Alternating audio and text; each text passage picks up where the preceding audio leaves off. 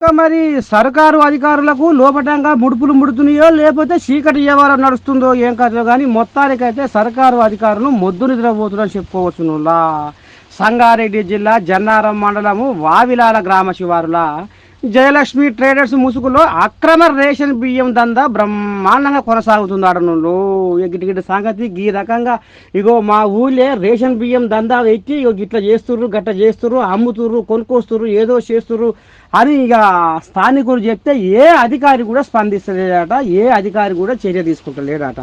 ఇక మరి నిన్న బాగానే మరి ఇటో అటో జనాలంతా గుమ్మాయి జక్కాయ గుంపు కూడి ఈ రకంగా అక్రమ రేషన్ బియ్యం దందా నడుస్తుంటే అధికారులు ఏం చేస్తున్నట్టు రోడ్ల మీదకి వచ్చి పట్టుబడితే ఇక గిట్ల బయటపడదాటనులా.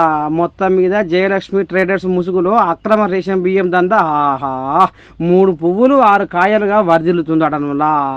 ఇక చూడాల మరి ఇక దీని మీద మరి పై అధికారులు స్పందించి ఏ రకమైన చర్యలు తీసుకుంటారో చూద్దాములా ముందు.